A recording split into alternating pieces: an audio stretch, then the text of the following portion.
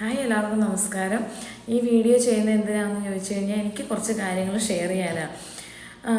ഇപ്പോൾ ഒരു മാസം മുന്നേ മലയാളികൾ ഒരിക്കലും മറക്കില്ലാത്തൊരു അമ്മയുടെയും മക്കളുടെയും മരണം, ഷൈൻ ചേച്ചിയുടെയും കുഞ്ഞുങ്ങളുടെയും. എൻ്റെ സീനിയർ ആയിരുന്നു ചേച്ചി.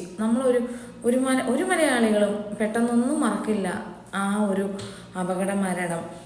അപ്പോൾ അതിന് ശേഷം ഞങ്ങളെ നേഴ്സിംഗ് പഠിപ്പിച്ച ഞങ്ങളുടെ ഗായത്രി മാം ഒരു വാട്സപ്പ് ഗ്രൂപ്പ് ക്രിയേറ്റ് ചെയ്തു. സാധാരണ പല വാട്സപ്പ് ഗ്രൂപ്പുകളും കണ്ടിട്ടുണ്ട്, നമ്മളതിൻ്റെ അകത്തൊക്കെ ഉണ്ട്. പക്ഷേ എനിക്ക് ഒരിക്കലും അങ്ങനെ അതൊരു സാധാരണ ഗ്രൂപ്പായിട്ട് തോന്നുന്നില്ല.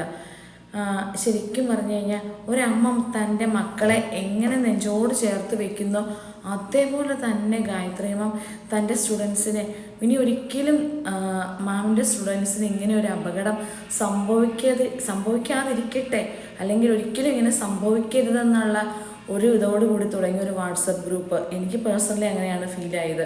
ശരിക്കും പറഞ്ഞു കഴിഞ്ഞിട്ടുണ്ടെങ്കിൽ അന്നൊക്കെ മാം പഠിപ്പിക്കുമ്പോൾ ഞാൻ ഓർക്കുന്നത് എന്തൊരു സ്ട്രിക്റ്റാണ്. പക്ഷേ ഇന്ന് കുറേ വർഷങ്ങൾക്ക് ശേഷം എനിക്ക് മനസ്സിലാക്കാൻ പറ്റിയത് അതൊരു സ്ട്രിക്റ്റ് ആയിരുന്നില്ല, മാമിൻ്റെ ഒരു കരുതലായിരുന്നു. ശരിക്കും പറഞ്ഞു കഴിഞ്ഞാൽ അങ്ങനെയുള്ള ടീച്ചേഴ്സിനെ കിട്ടുന്നത് തന്നെ ഓരോ സ്റ്റുഡൻസിൻ്റെയും ഭാഗ്യമോ. അത് അവരെ ഇന്നും നമ്മുടെ നെഞ്ചോട് ചേർത്ത് വെക്കേണ്ട ചില ടീച്ചേഴ്സുണ്ട്. എനിക്ക് അങ്ങനെയാണ് ഗായത്രി മാമിൽ നിന്ന് മനസ്സിലായത്. ശരിക്കും പലയിടത്തും കാണും ഇങ്ങനെ ടീച്ചേഴ്സ് തൻ്റെ സ്റ്റുഡൻസിന് ഒരു കാലത്തും ഒരിക്കലും ഒരു അപകടവും സംഭവിക്കരുതെന്ന്. ഒരമ്മയും അച്ഛനും എത്രമാത്രം പ്രാർത്ഥിക്കുന്നു, അങ്ങനെ അവർക്ക് വേണ്ടി പ്രാർത്ഥിക്കുന്ന ഒരുപാട് ടീച്ചേഴ്സുണ്ട്.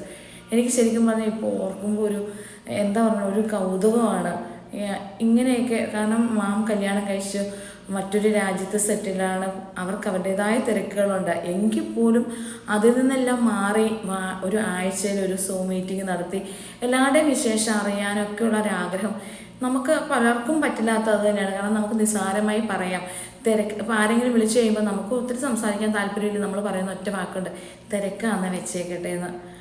അങ്ങനെ പറയുന്ന ഞാനടക്കം പറയുന്ന എല്ലാവരുടെ ഇടയിൽ മാം എനിക്ക് പേഴ്സണലി ഭയങ്കര ഒരു അത്ഭുതമായിട്ട് തോന്നിയിട്ടുള്ള ഒരാളാണ്. ഒരുപാട് സന്തോഷം, ഒരുപാട് ഇങ്ങനെയുള്ള ടീച്ചേഴ്സിന് കിട്ടുന്ന ശരിക്കും ഓരോ സ്റ്റുഡൻസിൻ്റെ ഭാഗ്യമെന്ന് വിശ്വസിക്കാൻ എനിക്കിഷ്ടം.